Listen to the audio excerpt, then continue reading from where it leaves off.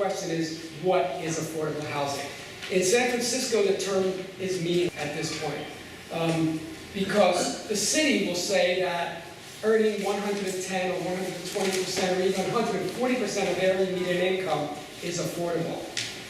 Affordable to who? Not to me, probably not to anybody in this room. So a lot of what's happened in 2010, and I was actually in on some of the meetings in the mayor's office when he had his stupid, whatever he called it, his big tent meetings around housing issues.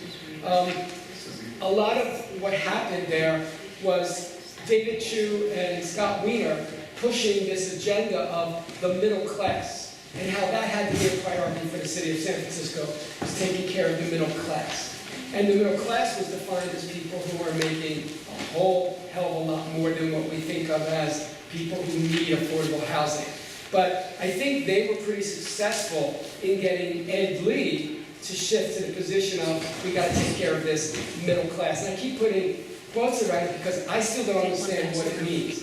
I think there's looking at somebody who's making $100,000 a year who can't afford to buy a house in San Francisco and saying that person needs the city's help. Whereas I would look at that and say, hell no. That person can rent an apartment and have roommates. The priority has to be the people on the street, the working class people, the people making minimum wage, the seniors living on Social Security. That has to be our priority, and I said that at those meetings over and over again and got ignored. But I think we need to be really clear in what we present. We need to clearly define what we mean by affordable housing. And I would put out there that I think we need to be thinking in terms of 0 to 30% of AMI as maybe the group that we're prioritizing. So that would be people who have no income to people who are making, I'm terrible at math, 1/3 of about $75,000 a year for an individual. What's that, 20-something? Yeah, about $25,000 a year. I think we got to be looking, we could raise it a little bit, maybe 40% of AMI, whatever, but I think we need to bring the number down from 120%. We need to say, hell no. The priority needs to be people who really, really, really are needy. Because, we're in a crisis. What are you doing in a crisis? You do triage, right? You're in an emergency room and there's somebody there who is having a severe stroke and obviously needs emergency care. You take that person over someone who just sprained their ankle, right? And that's the way I see the situation we're in. We got to take care of the people who are sitting there in the emergency room having strokes, and not the people who just sprained their ankles skiing on some exclusive, mountaintop, right? So I think that's one thing. That's one problem I have in all this, is that we don't really define who we're talking about when we talk about people who need affordable housing. Another thing is, I think that we need to be really clear on what is our vision for the future. And my vision for the future is housing no longer a commodity. And that means community land trust co-ops, national housing. That does not just mean band-aiding a system that's already bad and that does not work for a huge chunk of our population. And I think as long as we play the game of, well, let's just pass this law or that law, we're playing by their rules. And I think we need to redefine the playing field. And we need to say, no, our goal is housing is a human right. Everybody has housing, even if you don't have any income. You have housing that's guaranteed to you somehow. And I don't have all the, I don't know exactly how we work all that, but I know that in other countries, national housing seems to work well for people. Certainly Cuba does housing better than we do. We need to look to these other countries and figure out what will work here. And stop playing their game of, oh, all we need to do is pass a law.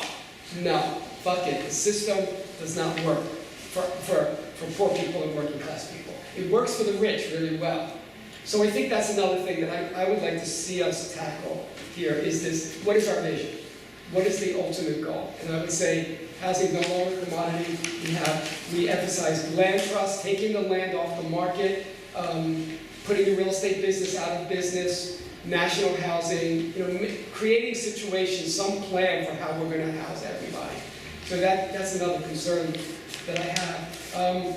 In terms of homelessness, of course, we want to repeal sit and lie, panhandling laws. All those laws that criminalize homelessness have to go.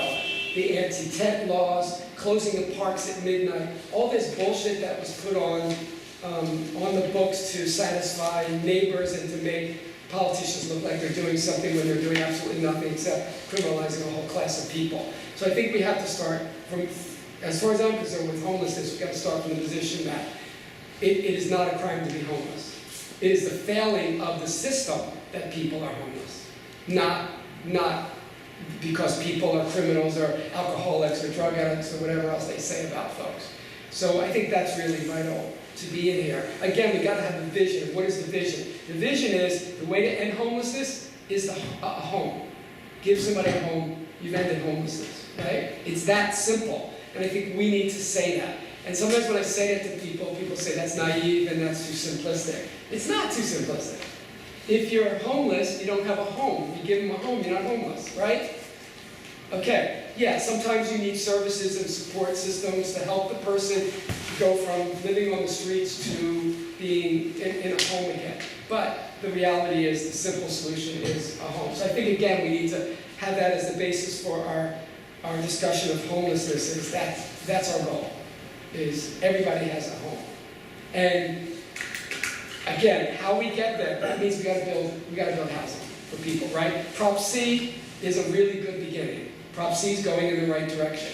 But, so we need to also be holding the city accountable for implementing Prop C and doing it soon and not dragging its feet, which I fear it will do.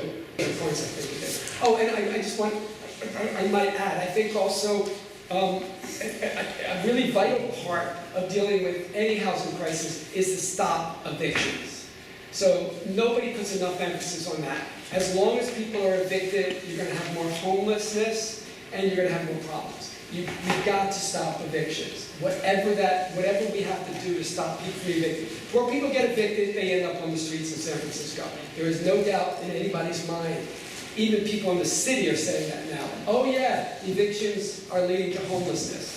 Okay? So we gotta have a plan, and we gotta talk about that, how evictions are a major cause of homelessness. And we gotta stop evictions, we gotta keep people in their housing, whatever that means, by any means necessary. We gotta keep people who are housed. And we can't allow them to become evicted, and in many cases that means end up on the streets. So I think I'll end that.